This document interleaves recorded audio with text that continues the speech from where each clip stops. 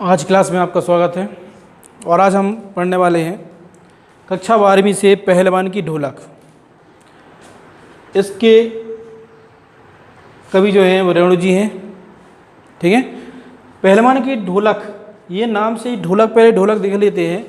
पहलवान की ढोलक से पहलवान रहता है। पहलवान की ढोलक जो है वो क्या संदेश देती है कि ढोलक की जो ताल रहती है वो ताल जो है बजकर संदेश देती है कि हमें जीवन में कोई भी परिस्थिति आती है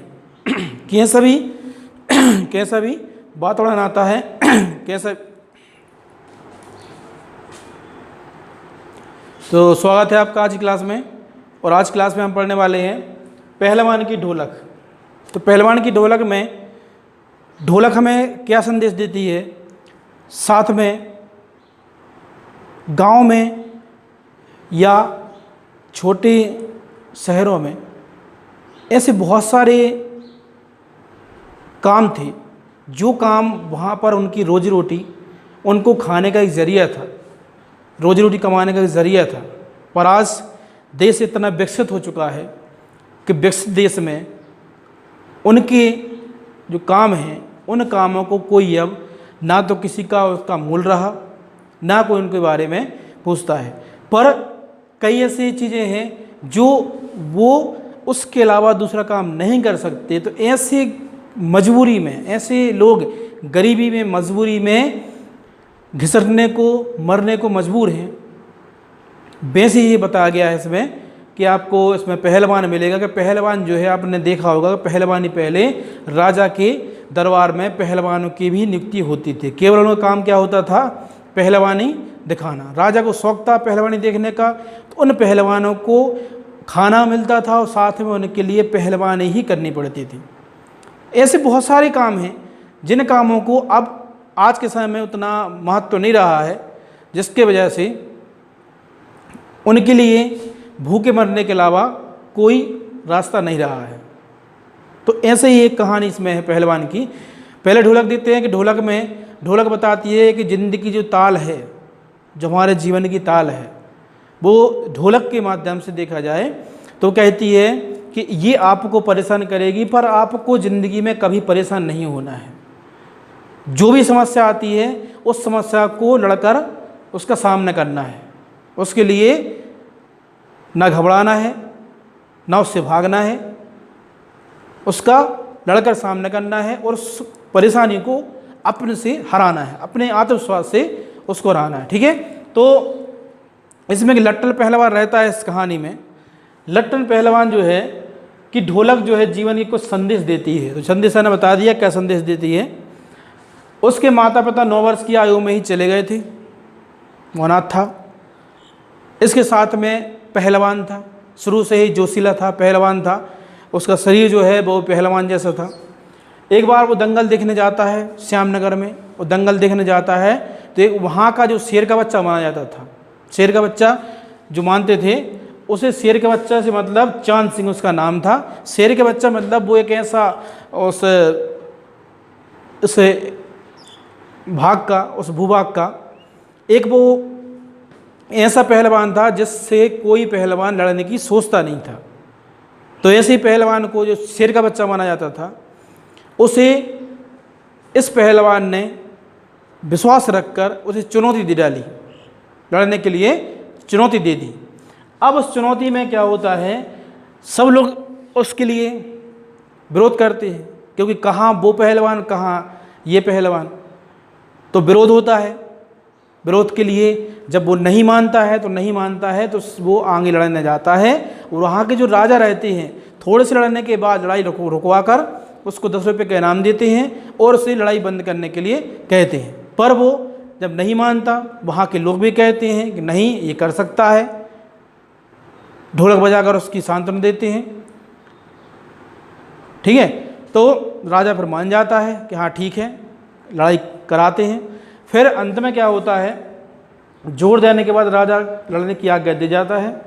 जीतने पर अब जो वो है पहलवान जो है उस शेर के बच्चे को, चांद सिंह को, अपने आत्मविश्वास से उसको हरा देता है। और हराने के बाद राजा भी उस पर विश्वास कर लेता है। राजा अपने दरबार में उसको ले आता है। और वहाँ पर पहलवान की पद जो है उसको दे देता है। उसका काम था पहलवानी करना, साथ में अपने देश का प्रतिनिधित्व करना। तो ये उसको एक काम दे देता है। काम देने के बाद क्या होता है कि काम तो दे देता है, पर ऐसे समय समय धीरे धीरे बीत जाता है। उसकी शादी हो जाती है, उसके 2 लड़के हो जाते हैं। अब लड़के होने के बाद राजा का लड़का भी हो जाता है। वो बिलास जब आता है पढ़ाई करने के बाद, उसको इस राजपाट से कोई मतलब नहीं रहता है। समय बदलता जाता है। आज जो पहलवानी का शौक़ था, आज वो जो है पहलवानी की जगह घोड़ों ने, उनकी रेसिंग जो होती है उन्होंने ले ली। अब पहलवानी को मोल नहीं रहा। पर पहलवान जो है वो तो पहलवानी ही करना जानता था, उसके अलावा कुछ वो करना नहीं जानता था। तो उन्होंने राजपाट अलग करके फैक्ट्रियाँ जो विकसित के होने के बाद होता है तो फैक्ट्री लगा दी। पहलवानी जगह घोड़ों ने जगह ले ली। अब पहलवानों को ये कह कर अलग कर दिया गया कि अब पहलवानी ना ज़रूरत है ना उसकी, वो खेल लोग पसंद करते हैं। पहलवान के लिए एक ऐसा मौसम आ गया, ऐसा मौका आया कि अब उसके लिए गरीबी ही गरीबी चारों तरफ दिखाई दे रही थी। गरीबी के अलावा उसके लिए कोई चीज़ नहीं थी। भुखमरी, गरीबी, बेरोज़गारी, ऐसी सारी समस्याएं जो हैं उसको अब इनका सामना करना पड़ा। साथ में बच्चे भी थे, बच्चों के साथ ही वो था, बच्चे पहलवान थे। तो ऐसे बहुत दुखी होने का समय आता है। पहलवान बहुत परेशान रहता है। साथ में कुछ समय के बाद जब बेरोज़गार रहता है, खाने के लिए नहीं मिल पाता है, ना कोई ऐसा काम मिलता है, तो उसके लड़के ही मर जाते हैं। पर पहलवान उस ढोलक की ताल को कहता है कि जीवन में जो संघर्ष आते हैं, जीवन में जो परेशानियाँ आती हैं, उस परेशानियों को ढोलक यही सिखाती है, उसकी ताल यही सिखाती है, उनका हमें सामना करना है। जहाँ तक हो सके उन परेशानियों का हमें सामना करना है। तो फिर क्या होता है, पहलवान जो है अंतिम सांस तक उस गरीबी से, बेरोज़गारी से, परेशानी से लड़ता है और लड़ने के बाद उसका भी एक दिन अंत हो जाता है। तो कभी इस पाठ के माध्यम से बताते हैं कि जो परंपरा से कई ऐसे काम चले आ रहे हैं जिनका रोजी रोटी, जिनका खाना पीना, जिनका रोज़गार उनसे चलता है, पर आज आधुनिक भारत में ऐसी तकनीक विकसित कर ली है कि जिस तकनीक से उनसे अच्छा काम और उनसे अच्छे काम के साथ में पैसे की बचत होने से आज उन मज़दूर वर्ग को, गरीबों को, छोटे उद्योग वालों को आज रोटी के लिए भी परेशान होना पड़ता है, क्योंकि विकसित समय के लिए आज मशीनों ने जगह ले ली है। ऐसे बहुत सारे एग्जाम्पल आपने देखे होंगे। जैसे खेती होती है तो खेती में देखा होगा आपने, आज कटाई करने के लिए हार्वेस्टर का उपयोग करते हैं। अब मज़दूर वर्ग जो है, पहले जो मज़दूर करता था, आज वही काम को हार्वेस्टर करते हैं। अब मज़दूरों को मज़दूरी नहीं मिल पाती है, वो काम जो है हार्वेस्टर करते हैं। पहले मकान बनते थे और उससे अच्छा काम करते हैं, मज़दूरों से अच्छा काम करते हैं। तो इससे कई ऐसी चीज़ें हैं, कई ऐसी छोटी फैक्ट्रियां हैं जो बंद हो चुकी हैं। उनके मज़दूर जो हैं भूखे मरने को लाचार हैं, परेशान हैं, मजबूर हैं।